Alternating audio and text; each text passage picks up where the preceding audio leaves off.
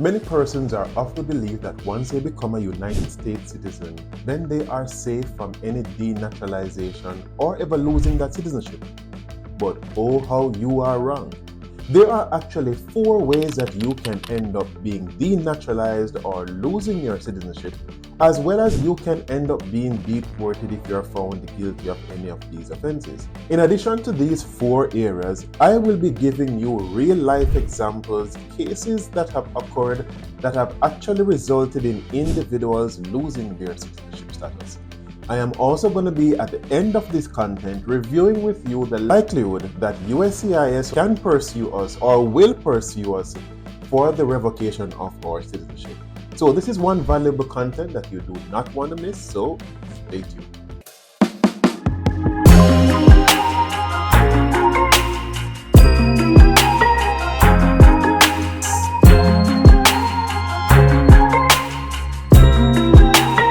Welcome back to the Next Level Life Hacks, where we take the next steps needed to go towards our financial freedom and success. Thank you for clicking on this video. Please subscribe to the channel. A significant number of individuals, the persons who are watching this channel, are not yet subscribed, so please subscribe right now so that you can get direct updates and can be held accountable whenever I release new information on how you can improve your financial status, or just on any immigration or any other trending topics that can be happening in our environment or in our economy. Now let's dive right in. Now let's define something clearly. When we say losing your citizenship, we are referring to persons who obtain their citizenship through the naturalization process. And what do I mean by naturalization? I mean you have gotten your citizenship after birth in the United States, which means you were not born in the United States. You are an immigrant to the United States, and by the requirements, you would have gotten your green card. Then you would have spent a certain time within the United States showing physical presence, filed your taxes, and you would be of what is known as good moral character. Now, this good moral character is going to be coming in very integral later on in terms of the ways that you can lose your citizenship. But however, these are the ways that you would qualify to be naturalized as a citizen. So let's look at the first of the 4 ways that you can lose your citizenship. The first way that you can lose your citizenship, if it is that USCIS realized or found out that you had obtained it illegally. Now, what are the ways that they will review to see if you had obtained it illegally or not? And we are going back to the criteria of becoming a citizen. 1 is a physical presence that you needed to have in the United States after getting the green card.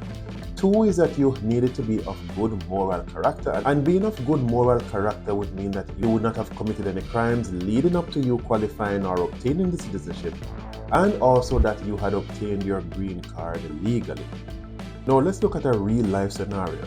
In 2003, a man had his citizenship revoked after 8 years of being naturalized because it was found out that he had committed a crime. And it was simple shoplifting of like an eyeglass from a store. However, he had not disclosed it in his original application for his citizenship, and 8 years later when it was found out, his citizenship was revoked and he was denaturalized. The lesson that we can learn from here is that minor offenses can lead to you losing your citizenship. The second way that you can be denaturalized or lose your citizenship is by fraud or misrepresentation. Now, this includes if it is that you omitted any critical information during the application process, or if it is that you misrepresented information during the application process. Now, a Peruvian grandmother who had obtained her citizenship through naturalization, she had been working as a secretary for a company that was charged for fraud. Now, even though she was just a secretary and she did not benefit financially from any of the fraudulent activity of the company that she worked for, because on the questionnaire she had answered no to being involved in any fraudulent activity, when it was found out years later that she was actually an employee of this company, she was denaturalized and lost her citizenship. Do you see how serious it can be?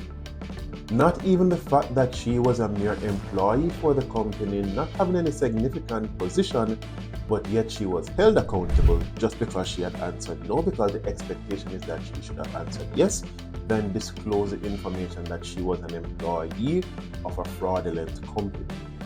Now, what is taken into consideration are 4 key things. One is that, was the information critical to you obtaining your citizenship? Meaning that, did they make the decision to give you your citizenship based on this misrepresentation of information? Two, is it or was it likely that the USCIS would have denied your case were they to be informed of your fraudulent activity or if you did not misrepresent the information? Three is whether or not you willfully submitted this information or it was just a mere mistake. And four, was this or is this information material or critical to the decision of your case? Now, one case jumps to mind here is marriage fraud. If it is that they found out that yes, you got your green card and your citizenship inevitably through a marriage that was not real or legitimate, then this can be a real case of fraud and you can be denaturalized because it is that your marriage, the main reason why you qualified for a green card and citizenship, was not a legitimate relationship and marriage.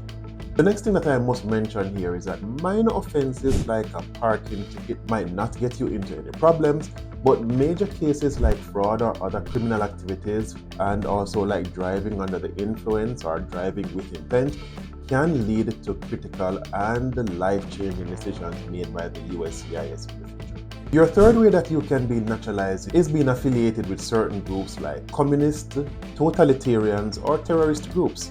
Now, what is significant here is that once you get your citizenship or you are naturalized, if within 5 years of being naturalized you are found to be having any affiliation or relationship with any of the three groups that I have mentioned previously, then it can be grounds for you to be denaturalized.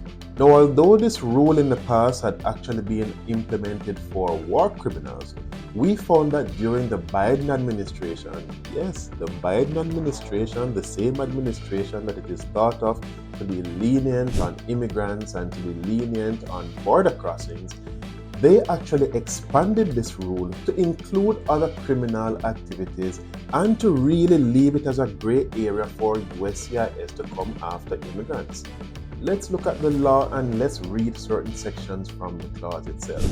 Now, yes, it defines that cases against individuals who pose a potential danger to national security. It also includes cases against individuals who engage in war crimes or human rights violations, and also cases against individuals who committed very serious felonies. No definition here of serious, but very serious felonies that were not disclosed during the naturalization process.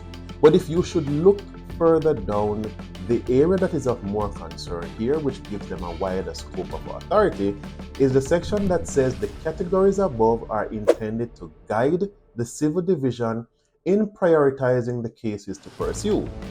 They do not forbid the division from pursuing any particular case. That means they have a broader scope in terms of going after persons who might have committed serious offenses that are not included in the categories listed above. So one has to be careful. Now, what is of critical importance here is that even if you were never charged, your past affiliations or memberships with these groups can be taken into consideration with this broader scope of authority that they now have. That is why it is important that you have to be careful what is displayed through your social media, what articles and what pages you also like and you agree with in terms of your social media account, because the USCIS and ICE, they are actively reviewing your social media status, presence, and activities to determine if you are being a threat or if it is that you're involved in any activities that is questionable and then can put your citizenship status in jeopardy, especially if it is within the first 5 years of you being naturalized. The fourth way that you can be denaturalized if it is that you are dishonorably discharged from the military. Now, there are certain criteria to prove here. If you originally received or obtained your citizenship by being in the military, and I did cover this information in a previous content whereby I went over the fastest pathway to you becoming a citizen, and that pathway is actually getting your citizenship through the military. It takes around 1 to 1.5 years for you to get your citizenship. So if you watch that content, you'll know what I'm speaking about. However, what this rule is saying is that if you originally got your citizenship through the military, and within the first 5 years of being in the military. If you were discharged any other way than through an honorable discharge, then you are liable and your citizenship can be revoked. Now, another clause is that you must have gotten your citizenship through the military later than November 24, 2003. So if you got your citizenship through the military before that date, then you would be safe. But once after, and within 5 years of you obtaining your citizenship, then you can be liable and you can be subject to this clause. So as I promised you before, we are going to be looking at how likely it is that you can actually be denaturalized through these 4 ways. Well, let's look at the statistics. Between 1990 and 2017, there were roughly 11 cases per year of persons being denaturalized by any one of these means. However, what is of critical importance is that after that, during the Trump administration from 2017, then this amount almost tripled, whereby 30 persons per year were being denaturalized through these measures. So what we see here is that the number of persons being denaturalized through any one of these 4 ways, the number is increasing, so you need to be careful.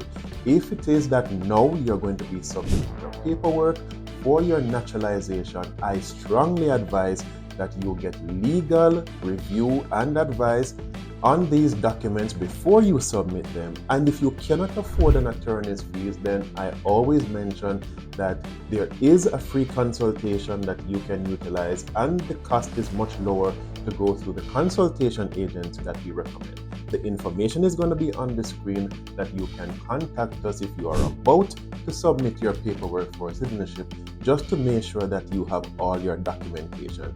And also, if you know that there is any questionable situations in your past, then at least they can review it to guide you as to what to do with moving forward. I also recommend that you tell the complete truth whenever submitting your documents. It is not worth it to be misrepresenting any information, to be committing fraud. Do things the right way from the very beginning and you have nothing to worry about. As usual, my friends, I appreciate the privilege of the time that you have spent with me here today. If you know of anyone else that might benefit from this information, please feel free to share it with them. If you are not aware of these situations, then put it in the comment section below so that I can know that this information was valuable to you. Thank you for watching and see you in the next video.